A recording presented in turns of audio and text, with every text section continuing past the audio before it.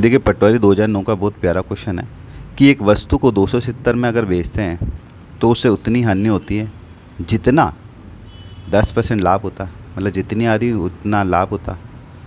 तो वस्तु का क्रय मूल्य बताओ। तो बिगर देखो आपको सोल्व किया ऑप्शन से अगर आंसर निकालना है तो आप कितने में हर एक ऑप्शन उठाओ। पहले लिख दो 340, फिर लिख लो 300 जो दे रखा है, फिर 360 और फिर लिख लो 350। अब इसका कह रहा है 10%, तो बताओ 340 का 10% कितना होगा? 34 ही होगा। एक ही जीरो कम कर दो, हमें सही बताया। जितना भी मतलब बोल लूँ आपको 380 का 10%, एक जीरो हटा दो, ये 10% है। तो ये माइनस करो 34, फिर इसे एक जीरो कम कर दो, माइनस करो 30, फिर एक जीरो कम कर दो तो माइनस करना 36, फिर एक जीरो करो माइनस कर दो ये। अब बताओ कहाँ पे आपको 270 मिलेगा? तो दिखती बात है, यही हमारा आंसर है कि 300 में से 30 घटाओगे। तो ये तो अपना आंसर है तरीके द्वारा, मतलब बिगर सोल्व किए।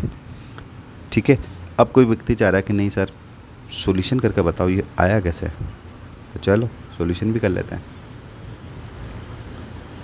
अब अपन मान लेते हैं कि मानना कि उसका जब कॉस्ट प्राइस था वो कितना था? 100 रुपये मानना पड़ेगा। और बेचा कितने में उसने? 270 रुपये में। ठीक है। अब उसे हानि हो रही है भाई, हानि हो रही है। हानि कैसे निकालते हैं कि भाई जितने में ख़रीदा था और जितने में बेचा उसको घटा लो तो हानि आ जाएगी, ये तो बात है। तो भाई जितने में ख़रीदा उसमें से बेचा घटा लो।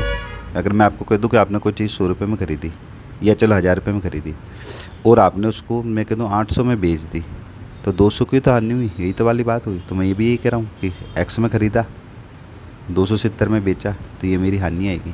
यहाँ तक ठीक है। अब कह रहा है उसको 10% में लाभ होता, मतलब किसका लाभ? सीपी का, है ना। तो आप लिख लो एक्स का 10% का 100, तो एक जीरो से एक जीरो कट गया। इसका मतलब ये लाभ है x/10। ठीक है। तो अब आपको पता है कि लाभ बराबर क्या हो जाएगा, जितना उसको ये यहाँ पे हानि हुई। तो लाभ कितना हुआ कि x/100 बराबर हानि x - 27। अब इसको सोल्व कर लो, x की वैल्यू निकाल लो। तो देखो 10 को x से, ये तो x ऐसे रहेगा। पहले 10 को x से मल्टीप्लाई करें तो 10x हो जाएगा। फिर 10 को 27 से मतलब 270 से, तो एक ज़ीरो पीछे लग जाएगा। ठीक है। और x की जगह x ही रहेगा।